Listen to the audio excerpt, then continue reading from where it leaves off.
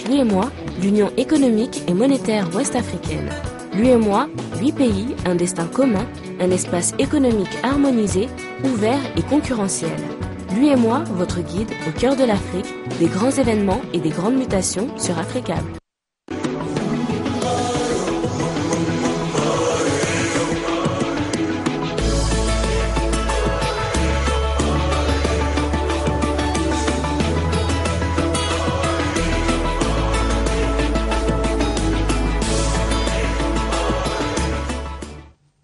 C'est un plaisir de vous retrouver pour ce rendez-vous de l'information dont voici les titres.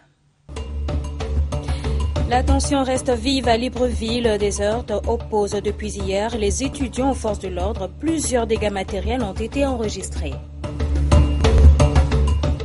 Les djihadistes revendiquent l'assassinat des opposants Belaïd et Brahmi, une information qui intervient à 3 jours du second tour de la présidentielle tunisienne. Le coup d'envoi de la campagne de soutien aux aigles footballeurs et basketteurs a été donné par le Premier ministre malien Moussa Mara. Nous y reviendrons dans le développement de cette édition.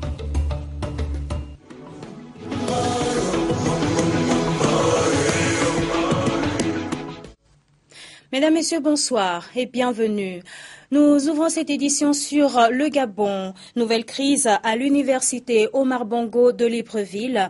Entre hier et aujourd'hui, des heurts ont opposé les étudiants à des forces de l'ordre. Le bilan des émeutes est lourd en dégâts matériels. On fait le point avec Ismaël Obianzé à Libreville.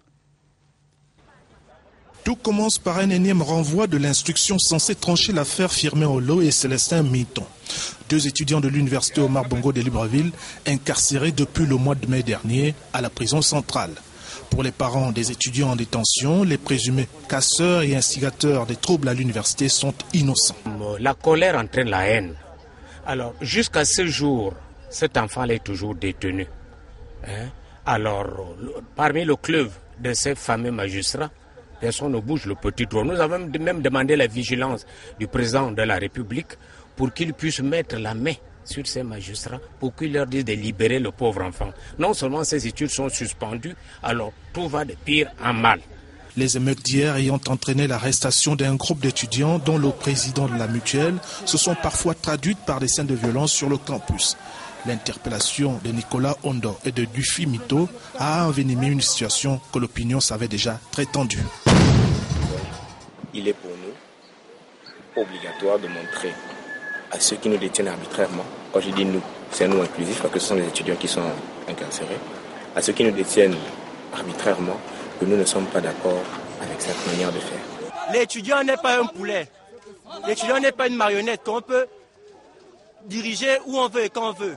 Le président de la mutuelle, Nicolas Ondor, et son secrétaire général, alias Dufi, ont été arrêtés aujourd'hui dans les locaux du palais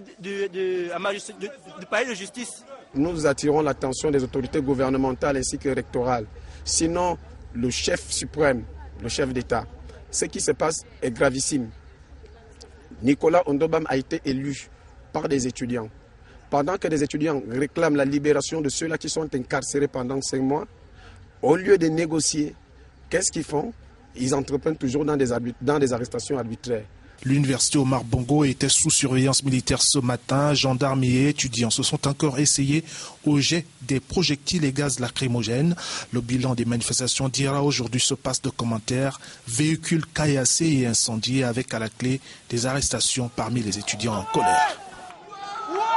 On reste au Gabon où les partenaires sociaux sont en passe de se retirer des négociations avec le gouvernement. L'Alliance pour le renouveau syndical au Gabon prédit un échec du dialogue social en cours dans le pays. On fait donc le point avec Ismaël Obianzé sur place. Tout commence par un énième renvoi de l'instruction censée trancher l'affaire Firmin Olo. Des craintes et très peu d'espoir sur l'issue du dialogue social qui réunit experts du gouvernement et syndicats depuis bientôt 2 semaines. L'Alliance pour le renouveau syndical avait un devoir de compte-rendu vis-à-vis de sa base. Nous sommes inquiets. Inquiets parce que déjà nous avons fixé 2 semaines renouvelables une fois. Nous avons déjà épuisé les premières 2 semaines. Nous sommes à la 3e semaine. Et si vous pouvez aller en Goudji, vous constaterez que les travailleurs sont disposés dans les salles, dans les sous-commissions, dans les thématiques. Mais curieusement, nous constatons, pour le déplorer, que l'administration de passés experts brille par l'absence. Que dire à ce moment-là? En l'absence d'un dialogue serein, le forum d'Angondje court le risque d'un échec que la RESGA refuse de partager. Nous sommes aussi là pour montrer à nos bases que quelle que soit la tournure, quelles que soient les difficultés, nous sommes là pour eux et qu'en retour, nous devons accepter tout ce qui doit se passer. Mais en retour, nous sommes en train d'indiquer que le fait de créer les multiples sous-commissions, le fait d'amener 700 personnes à discuter, c'est déjà un format de fossé. Parce que dialoguer ou une négociation de 700 personnes, j'ai envie de parler d'une conférence nationale, j'ai envie de parler des états généraux du syndicalisme au Gabon, et qu'est-ce que ça va accoucher? Nous ne voulons pas dire que ça va échouer, mais nous voulons mettre le gouvernement face à ses responsabilités parce que ce sont eux qui ont choisi ce format, alors que nous le décrions au départ. La RESGA menace de claquer la porte des discussions avec le gouvernement pour prendre la rue dès les jours à venir. En Tunisie, c'était le silence total à propos de l'enquête sur les assassinats des opposants anti-islamistes tunisiens Belaïd et Brahmi. Ils ont été tués en 2013 et aujourd'hui les djihadistes revendiquent ce meurtre dans une vidéo postée sur Internet. Ils affirment avoir organisé l'assassinat des deux opposants. Rappelons que cette revendication des djihadistes intervient à 3 jours du second tour de la présidentielle en Tunisie. Au Nigeria, c'est un village du nord-est du pays qui a été la cible d'une attaque de Boko Haram. Et cette attaque s'est déroulée dimanche dernier, mais l'absence de réseau de téléphonie mobile n'a pas permis de communiquer. Et jusqu'à ce jour, les habitants de la localité avaient fui pour se réfugier à Maïdougouri, la capitale de l'État de Borno, et près d'une trentaine de personnes ont été tuées, environ une centaine enlevées. Après avoir tué les jeunes, les insurgés ont emmené femmes et filles, selon un habitant de Goumsouri qui a fui l'attaque de Boko Haram dimanche dernier. 32 personnes ont péri, près de 200 ont été enlevées dans ce village du nord Nigeria. Il est situé à 70 km au sud du fief historique de la secte islamiste Maïdougouri et non loin de Chibok, où 200 lycéennes avaient été enlevées en avril dernier. Devant l'ampleur de l'attaque, la milice anti-islamiste qui protège le village a été complètement dépassée. 3 jours plus tard, nouvelle offensive à 200 km de là, côté Cameroun cette fois-ci. Les troupes armées postées à Amchidé ont riposté à une attaque de Boko Haram, tuant 116 islamistes, selon le ministère de la Défense camerounais. L'armée, elle, déplore au moins un mort. Amchidé n'est séparé que par un pont de la localité nigériane de Banki, contrôlée par Boko Haram. La localité du Nord Cameroun avait déjà fait l'objet d'une attaque le 15 octobre dernier. Des dizaines de civils et de soldats avaient été tués lors d'un assaut contre une base militaire. Les incursions de Boko Haram se multiplient dans cette zone depuis plusieurs mois. 1 millier d'islamistes y auraient perdu la vie contre quelques dizaines de militaires camerounais selon l'armée. Aucun bilan des victimes civiles n'a pu pour l'instant être établi.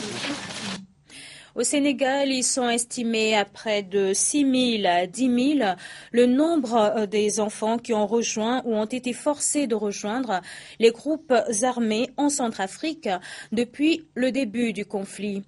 C'est ce que révèle le rapport de l'organisation non gouvernementale pour la protection de l'enfant, Save the Children, au cours d'un point de presse. Plus de précisions avec Mamadou Diaye, Souleymane Anne, Antoumar. Nous sommes à l'approche des fêtes de fin d'année, à l'approche de Noël, un moment qui devrait être un moment de joie pour les enfants à travers le monde. Et nous, on voudrait attirer un peu l'attention justement sur ce moment qui ne va pas être un moment de joie pour les enfants en République centrafricaine. Et c'est dans ce cadre-là qu'on a fait ce rapport qui s'appelle « Piégés dans une zone de combat ». Le recrutement des enfants dans les groupes armés, c'est de cela dont il s'agit. La situation est plus qu'inquiétante. Ce rapport produit par l'ONG pour la protection de l'enfance Save the Children fait état de près de 10 000 enfants qui se retrouveraient dans un groupe armé en Centrafrique depuis le début du conflit. Face à l'urgence d'une démobilisation de ces enfants soldats, Save the Children partage tout le mal-être de cette couche au destin piégé parfois par l'extrême pauvreté. Et je vois des enfants soldats qui sont vraiment heureux d'apprendre des métiers tels que la mécanique, la menuiserie ou peu importe le type de métier manuel qui donne une possibilité de pouvoir gagner un petit peu d'argent de façon honnête parce que tous ces enfants-là, ils sont pas heureux d'avoir tué. Pour la rédactrice du rapport intervenant depuis Londres, toute stratégie de démobilisation de ces enfants soldats doit être axée prioritairement sur l'éducation. La question de l'impunité est aussi une problématique, que ceux qui recrutent des enfants sachent qu'ils pourraient être traduits en justice parce que c'est un crime, et que donc vraiment les différentes mesures soient faites pour mettre la pression sur les groupes armés pour que ces enfants puissent être retirés. Le rapport révèle entre autres un système éducatif en Centrafrique souffrant d'un sous-financement et l'utilisation des écoles par des éléments armés exposant ainsi les élèves. Hors du continent africain, à présent, ils étaient plus d'une centaine d'étudiants à descendre dans les rues de La Havane pour manifester leur joie. D'abord, la levée partielle des sanctions américaines contre Cuba, mais aussi la libération de 3 prisonniers cubains en échange d'un détenu américain. 2 événements qui viennent apaiser la situation tendue entre les deux pays. Nous allons donc retourner sur les origines de ce conflit entre Cuba et les États-Unis. Avec cet avion abattu au-dessus de la baie des Cochons, les relations entre Cuba et les États-Unis partent en fumée. Nous sommes le 16 avril 1961. Piloté par la CIA, le débarquement de 1000 exilés cubains pour renverser Fidel Castro est un fiasco. Le leader Maximo scelle la rupture pour mieux embrasser l'ère soviétique. 1 an plus tard, il héberge à Cuba les missiles soviétiques braqués sur les États-Unis. Les photographies des avions espions U-2 arrivent sur le bureau de John Kennedy. Durant 13 jours, cette crise des missiles a failli faire basculer le monde dans une guerre nucléaire. Fidel Castro est l'ennemi de l'Amérique sur le continent américain. Pendant 30 ans, Cuba est la tête de pont du soviétisme sur le continent américain et ailleurs. Son économie est portée à bout de bras par Moscou et l'armée cubaine devient le bras armé de l'URSS pour soutenir les guérillas en Amérique latine ou en Afrique. Ni les sanctions économiques décrétées par les États-Unis, ni les tentatives d'assassinat ne vont déstabiliser Fidel Castro. Ce n'est que la fin de la guerre froide qui va fragiliser le régime cubain. Castro refuse la glasnost prônée par Mikhaïl Gorbatchev. Il s'isole avec son peuple. C'est à partir des années 90 que l'embargo américain va commencer à étrangler Cuba. Rationnement de l'essence, rationnement des vivres, des milliers de Cubains tentent de gagner l'Eldorado par le détroit de Floride. Tout est bon pour fuir. Des canaux de fortune, des bouées. L'exil n'a pas de prix, mais Fidel Castro ne cède pas. Je resterai en première ligne, mourant au combat pour défendre mon pays. Affaibli par la maladie à la fin des années 2000, Fidel Castro va finalement passer en 2e ligne et passer le témoin à son frère Raoul.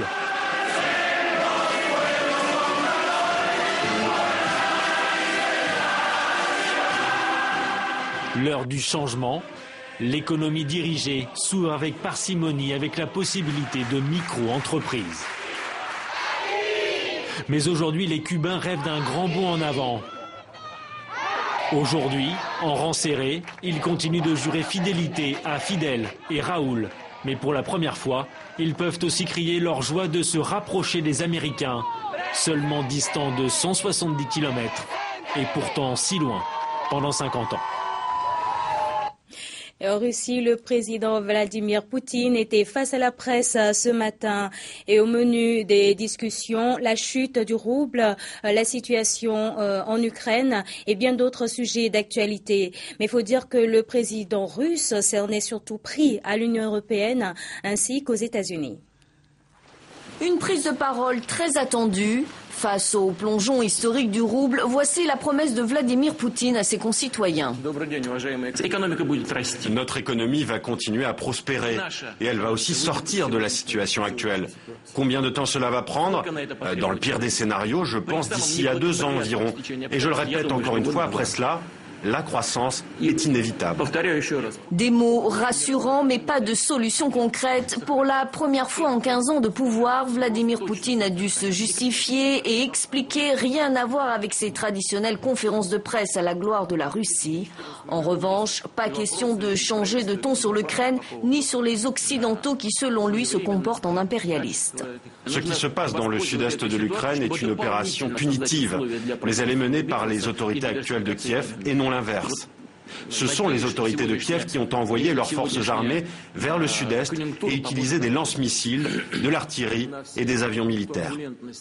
Une réponse cinglante aux dirigeants occidentaux qui ces derniers jours ont multiplié leurs appels au président russe. Devant les députés du Bundestag, Angela Merkel a rappelé la nécessité d'une Ukraine souveraine. C'est à la Russie d'accepter notre offre de dialogue sur la base des valeurs de paix durable en Europe. Et tant que nous n'aurons pas atteint cet objectif, les sanctions resteront inévitables. Et pendant que Vladimir Poutine s'exprimait devant des milliers de journalistes, l'Union européenne adoptait de son côté de nouvelles sanctions. Sanctions interdisant tous les investissements européens ainsi que les croisières dans la péninsule ukrainienne de Crimée. Retour sur le continent africain et nous parlons sport. Au Mali, c'est le Premier ministre Moussa Mara qui a procédé ce jeudi au coup d'envoi de la campagne de soutien aux aigles footballeurs et basketteurs. Les détails donc avec Yacouba Dansoko, Sékou Doumbia.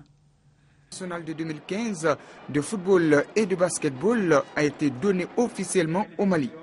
En effet, la commission nationale ad hoc chargée de la préparation et de la participation des équipes nationales de football et de basketball du Mali aux phases finales des compétitions internationales en 2015 a procédé ce jeudi 18 décembre 2014 au lancement de la campagne de soutien aux aigles.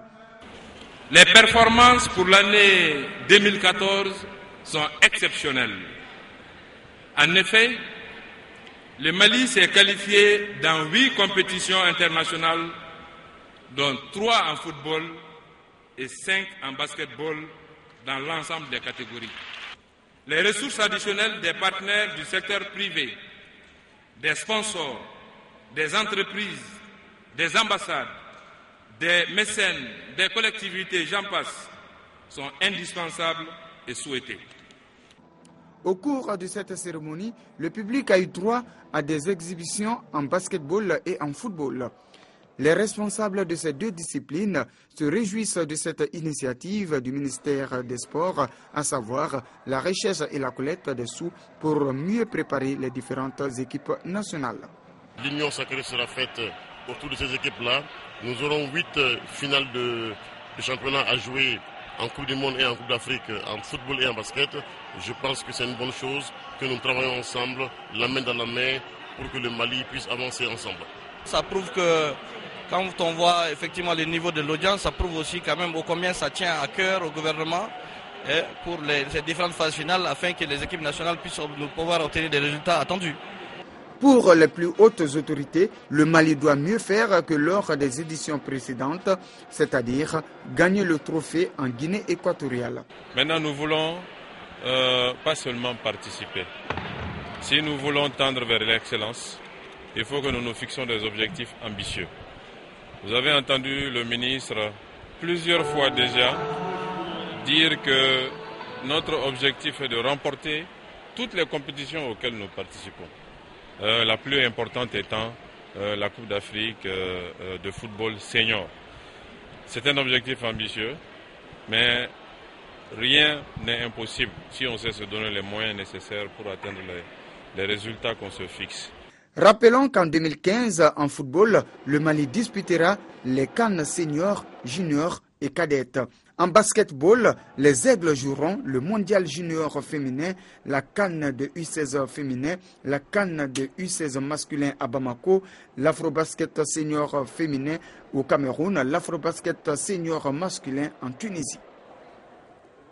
Et c'est sur ces belles images que referme cette édition. Merci à vous tous de votre fidélité. Très bonne suite de programmes sur Africable Télévision.